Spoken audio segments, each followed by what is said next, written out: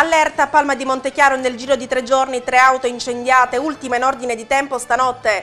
Politica regionale, continuano gli incontri dei candidati alla presidenza della regione. Oggi a Favara e Agrigento il candidato dei Leali alla Sicilia, Davide Giacalone. Lunedì prossimo si consegnano le chiavi degli alloggi popolari di Contrada Piana dei Peri alle 56 famiglie aventi diritto. Sanità e laboratori di analisi cliniche convenzionati con la Regione Sicilia sul piede di guerra dopo un decreto dell'assessore Russo. Basket, la Fortitudo di ritorno da Bari tra soddisfazioni e bocconi amari. Bentrovati all'informazione di Sicilia TV. Un incendio di natura dolosa nella notte a Palma di Montechiaro ha distrutto una Fiat Panda di proprietà di un pregiudicato del luogo. Ad intervenire per primi, allertati da alcuni vicini, sono stati i carabinieri che a loro volta hanno chiamato i pompieri. Terminate le operazioni di spegnimento in via Gibellina, i militari non avrebbero trovato tracce di liquido infiammabile, anche se si dicono sicuri, trattasi di un incendio doloso. E proseguono in Sicilia gli incontri con l'elettorato dei candidati alla presidenza della regione. Oggi in provincia di Agrigento Davide Giacalone, aspirante governatore della lista Leali alla Sicilia. Giacalone, nato a Livorno ma cresciuto a Palermo, giornalista 53enne, sposato e padre di 2 figli, dal 2010 è presidente dell'Agenzia Nazionale per la Diffusione delle Tecnologie e dell'Innovazione. Opinionista di prestigiose testate giornalistiche come Libero e Il Tempo, ha un'esperienza politica nelle file del Partito Repubblicano, di cui è stato segretario nazionale del Movimento Giovanile dal 1980 al 1986.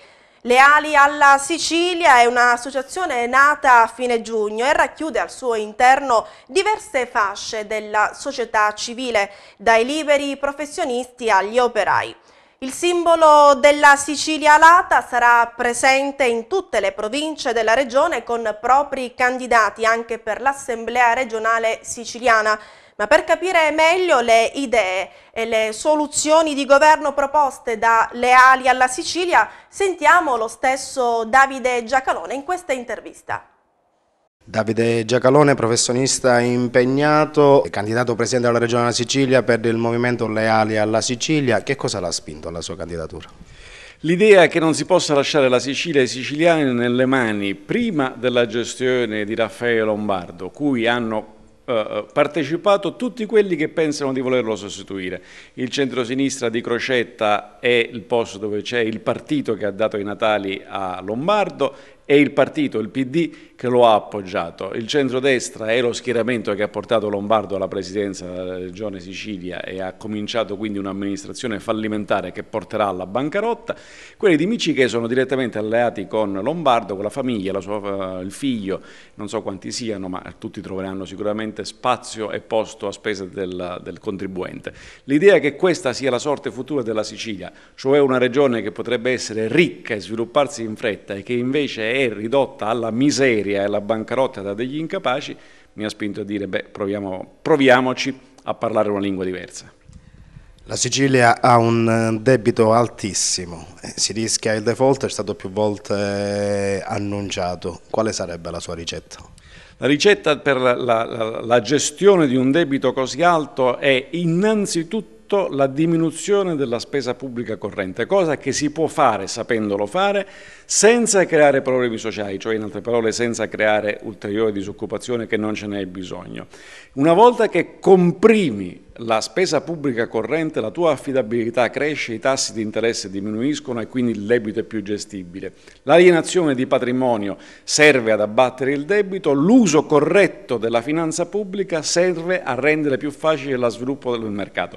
In 2 o 3 anni la Sicilia vola se si libera di questi pesi morti. Buone notizie per le 56 famiglie assegnatarie degli alloggi popolari di piazza Don Giacomo Alberione a Favara. Lunedì prossimo 24 settembre alle ore 9:30 il sindaco Manganella, congiuntamente all'assessore Virone e ai funzionari dello IACP, consegneranno le chiavi delle abitazioni. La consegna definitiva degli alloggi alle famiglie assegnatarie, dichiara il sindaco Manganella, costituisce il momento conclusivo di una lunga e travagliata vicenda che lunedì comunque vedrà l'epilogo felice che tutti noi aspettavamo da tempo. Consegnate le chiavi si provvederà a formalizzare il contratto di locazione.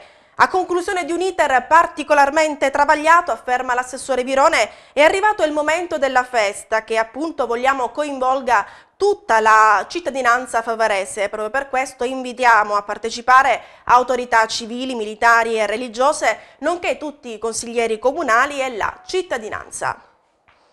Dobbiamo distinguerci dalla vecchia politica. Sono queste le parole del giovane consigliere comunale del PDL di Favara Giuseppe Nobile, che interviene sulla problematica del bilancio, invitando l'assessore a ramo e il dirigente preposto ad avviare le procedure necessarie per l'approvazione del nuovo strumento finanziario. Non dobbiamo aspettare per forza la fine di ottobre per approvarlo, dice Nobile. Tutti insieme, consiglieri e amministrazione, possiamo avviare velocemente le procedure che porteranno poi all'approvazione definitiva in Consiglio Comunale. Il bilancio è lo strumento necessario per il mantenimento dei servizi, dice Nobile, ma soprattutto per il riscatto della buona politica e dell'intera classe dirigente, sfiduciati dalla società per le mancanze dei primi verso quest'ultima. Non possiamo stare fermi, conclude Nobile, dobbiamo attivarci. Le tante criticità presenti in città ce lo impongono. Dobbiamo cercare di ristabilire il rapporto società civile e politica, cominciando con l'avviare un'azione di governo della città. Sono state assegnate dal sindaco di Agrigento Marco Zambuto le deleghe ai due neoassessori, Francesco Messina e Michele Mallia. Quest'ultimo si occuperà di servizi demografici, verde pubblico e servizi cimiteriali.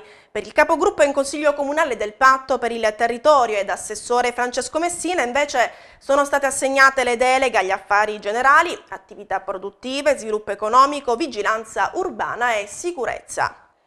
E cambiamo adesso argomento, parliamo di sanità. Dopo un decreto dell'assessore regionale Massimo Russo, i laboratori di analisi cliniche accreditati alla regione si dicono pronti a battagliare per la loro sopravvivenza. Sarebbe tutto pronto per presentare ricorso al TAR. I laboratori di analisi cliniche accreditati dal Servizio Sanitario Regionale in Sicilia sono sul piede di guerra a causa della riforma della normativa prevista da un disegno di legge dell'assessore alla sanità Massimo Russo, che dal prossimo 1 gennaio 2013 obbligherebbe i laboratori che effettuano meno di 100.000 prestazioni annue ad accorparsi tra loro, pena la perdita dell'accreditamento. In Sicilia le strutture convenzionate con la regione sono oltre 400. Il provvedimento dell'assessore Russo si inasprisce ancor di più per l'anno 2014, quando le prestazioni utili per il riconoscimento dell'accredito dovranno essere 200.000 per ciascun laboratorio. Le organizzazioni sindacali di categoria e le sezioni territoriali dell'Ordine Nazionale dei Biologi sono pronti a presentare un apposito ricorso al TAR per bloccare la legge che, secondo loro statistiche, metterebbe a rischio circa 2.000 posti di lavoro. Ed in difesa dei lavoratori di analisi si schiera anche l'ex presidente dell'ARS Francesco Cascio, secondo il quale l'emanazione del decreto assessoriale sull'accorpamento sarebbe legittima, poiché effettuata da un governo che opera in regime di prorogatio per l'ordinaria amministrazione. Per Francesco Cascio il decreto non porterà nessun risparmio economico sul servizio sanitario regionale, ma solo disagi per i pazienti che rischiano di interrompere il rapporto con il proprio laboratorio di fiducia. Mancati trasferimenti alle imprese e relativa sospensione dei lavori di raddoppio della strada statale 640 Agrigento-Caltanissetta. Per il deputato nazionale agrigentino Vincenzo Fontana il problema necessita di una verifica per stabilire i motivi per cui lo Stato ritarda a trasferire all'ANAS 140 milioni di euro. Il deputato del PDL si augura che la questione sia dovuta ad un momentaneo problema di cassa e che il tutto si risolva in tempi brevi. ed i carabinieri della tenenza di Ribera hanno arrestato in mattinata Maurizio Carbone, 38enne, già noto alle forze dell'ordine, in esecuzione di un'ordinanza emessa dal GIP del Tribunale di Sciacca. L'uomo, sottoposto alla misura cautelare del divieto di soggiorno a Ribera per reati contro la persona, ha violato le prescrizioni impostegli. Pertanto, dopo le preliminari formalità di rito in caserma, è stato associato presso la casa circondariale di Sciacca. Ed un agricoltore 43enne di Alessandria della Rocca è stato denunciato a piede libero dai carabinieri del nord di Sciacca per detenzione e porto illegale di coltello. L'uomo è stato fermato dai militari sulla strada provinciale 37. Sottoposto a perquisizione personale, è stato trovato in possesso dell'arma. Aumentare gli standard di qualità dell'offerta turistica attraverso la realizzazione di marchi d'area. Questo è l'obiettivo perseguito dall'ente provincia regionale di Agrigento grazie ai finanziamenti PIST. L'argomento sarà oggetto domani, venerdì alle ore 9:30 presso l'aula consigliere della provincia di un incontro operativo a cui sono stati invitati a partecipare i responsabili dei 4 distretti turistici, le Proloco, le associazioni di categoria e gli assessori al turismo dei 43 comuni della provincia di Agrigento.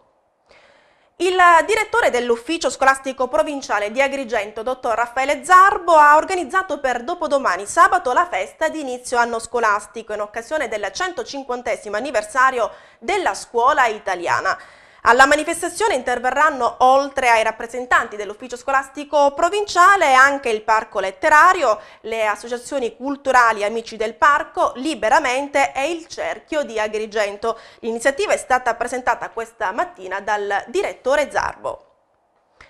Torna a riscrivere al lato GESE Agrigento 2 per conoscenza al sindaco Marco Zambuto e il gruppo Agrigento Punto è a capo. Lo stesso chiede la defalcazione dalle bollette della TIA anni 2011-2012 delle quote per i giorni in cui, a causa dello sciopero degli operatori ecologici, il servizio della raccolta e spazzamento dei rifiuti non è avvenuto. Inoltre, nella nuova missiva lamentano il mancato servizio in molti punti della città anche dopo la sospensione dello sciopero. Nonostante siano già trascorsi 6 giorni dalla sospensione della protesta, scrivono, persiste lo stato di emergenza ad Agrigento. Il gruppo Agrigento Punto a capo parla del mancato lavaggio dei cassonetti e dell'aria malsana che si respira. Infine ritengono come la raccolta della spazzatura non vada fatta a macchia di leopardo, ma debba coprire l'intero territorio cittadino senza preferire una zona piuttosto che un'altra. Ed è stato stilato il programma delle iniziative relative alla settimana della legalità, manifestazione promossa dalle associazioni Tecnopolis e Amici del giudice Rosario Livatino. Ricca l'agenda degli incontri commemorativi dedicati ai giudici canicattinesi Antonino Saetta e Rosario Livatino, entrambi uccisi dalla mafia rispettivamente nel 1988 e nel 1990. Primo appuntamento in programma questa sera alle ore 21 con la proiezione di un documentario sul giudice ragazzino nei locali della cooperativa sociale Libera Terra di Contrada Rabadao a Naro. Per dopodomani invece le celebrazioni del 22° anniversario dell'assassino del giudice Livatino iniziano con la Santa Messa alle ore 10 nella chiesa San Domenico di Canicattì. Alle ore 11:30 invece il magistrato verrà ricordato sul luogo del delitto con la deposizione di una corona di fiori nel cippo funebre presente lungo la strada statale 640. La settimana della legalità si chiuderà mercoledì prossimo 3 ottobre con una Santa Messa nella chiesa San Domenico di Canicattì. Sicilia TV nei prossimi giorni vi comunicherà gli altri eventi in programma. Finché non sorga come stella la sua giustizia è il titolo del documento pubblicato nel 1996 dalla Conferenza Episcopale Siciliana in occasione del 50° anniversario dell'approvazione dello Statuto della Regione. 16 anni dopo l'argomento sarà oggetto di una conferenza in programma sabato prossimo alle ore 19 presso il Santuario San Calogero di Agrigento. A relazionare il professor Fabio Mazzocchio dell'Università degli Studi di Palermo. E adesso lo sport, il basket, la Fortitudo di ritorno da Bari tra soddisfazioni e bocconi amari. Sentiamo. Prosegue la preparazione della Fortitudo Mongada Basket Agrigento in vista della prossima stagione che vedrà impegnato il roster biancazzurro sui parquet del campionato di Divisione Nazionale A. La squadra allenata dal coach Franco Giani è rientrata da Bari, dove ha partecipato al primo torneo Ente Parco dell'Alta Murgia, dove su 4 squadre sfidanti si è classificata al terzo posto. Da questa esperienza a Bari, ha dichiarato Franco Giani, raccogliamo indicazioni positive. Fra queste, continua il coach, sicuramente i passi in avanti di Andrea Quarisa, che nel precampionato non era stato brillantissimo, e nel ritorno in campo finalmente di Xavier Brown, che per noi è un'eccellente notizia. Ottimismo placato però dall'infortunio di Chiarastella, accaduto durante la finale per il terzo posto, che gli agrigentini hanno vinto 83-73 contro il Basket Nord Barese. L'atleta argentino rischia di stare a riposo per un mese a causa di una distrazione di grado moderato del legamento crociato anteriore e di una distrazione di lieve entità al legamento collaterale mediale. Ed è in programma a Favara nelle giornate di 23 e 24 settembre prossimi la festa del volontariato. L'iniziativa è organizzata dall'Associazione Amici dell'Anfas grazie alla collaborazione del CESVOP. Alle ore 10 del 23 settembre il raduno in piazza Cavour con l'esibizione del gruppo Fabaria Folk. A seguire in programma il raduno di auto d'epoca gestita dal club Came dei Templi con giro per le vie della città. La festa continuerà nel pomeriggio presso la sede dell'associazione con animazione e attività ludiche. Lunedì 24 settembre in serata alle 20 rappresentazione teatrale dal titolo Cumari Curtigliara a cura del gruppo Giovani San Pietro e Paolo. Sarà un momento ludico, dice la coordinatrice del progetto, dottoressa Mariella Schifano, che darà la possibilità di promuovere e valorizzare il ruolo che oggi assume il volontariato, soprattutto per i giovani, in un contesto sociale privo di qualsiasi opportunità, sia professionale che personale. Ad invitare la cittadinanza a partecipare a questo momento è la presidente dell'Associazione Amici dell'Anfas, Francesca Bruccoleri. E la scuola calcio Arcobaleno di Favara festeggia quest'anno i suoi 25 anni di attività e lo fa nel migliore dei modi, inaugurando il nuovo campetto in erba sintetica di ultima generazione. Il campetto di calcio a 5, adiacente alla palestra Arcobaleno, verrà presentato ai frequentatori della scuola dopodomani sabato alle ore 16. Per l'occasione verrà presentata la galleria fotografica storica della scuola di calcio Arcobaleno. L'Associazione Donatori Sangue di Favara rinnova l'appuntamento con i donatori. Come ogni domenica, anche giorno 23 settembre, dalle ore 8 alle ore 12 sarà possibile donare il sangue recandosi presso la sede di via Kennedy 17B a Favara. E adesso linea alla regia per il meteo, a seguire la sigla. A me non resta che augurarvi una buona serata e arrivederci alla prossima edizione. Salute a tutti e bentrovati all'appuntamento con il meteo per venerdì 21 settembre. Pressione atmosferica in aumento sull'Italia con tempo stabile e soleggiato su tutto il centro-sud, buona parte del nord, ma nuvolosità sparsa al nord-ovest. Non attendiamo precipitazioni significative e le temperature torneranno ad aumentare. Guardate dalla grafica i cieli ampiamente sereni al centro-sud, su buona parte del nord, soprattutto sulla Val Padana centro-orientale. Tuttavia attendiamo addensamenti tra le Alpi e le Prealpi che risulteranno più compatti sulla Valle d'Aosta e le aree pedemontane del Piemonte. Qui il rischio di pioggia risulterà comunque basso. Non escludiamo anche residui addensamenti tra la Bassa Calabria e la Sicilia più orientale, dove potrebbero innescarsi locali piovaschi o brevi rovesci tra mattino e il primo pomeriggio. Velature sparse sulla Toscana, la Liguria e ancora tra le Marche e l'Umbria. Comunque il sole prevarrà sempre sulle nubi. I venti restano settentrionali sul medio-basso Adriatico e sul settore ionico, dove si attendono residui rinforzi. Qui i mari potrebbero risultare ancora molto mossi. Per il resto bacini mossi quelli meridionali, poco mossi o quasi calmi quelli a nord. Temperature minime della notte in calo al centro-sud, soprattutto nell'interno, anche inferiori ai 10 gradi. Guardate le massime, in lieve aumento sulle regioni adriatiche si riporteranno intorno ai 22-23 gradi. In calo invece sul Piemonte e la Valle d'Aosta per la maggiore nuvolosità. Per ora è tutto, grazie per l'attenzione, alle prossime news meteo.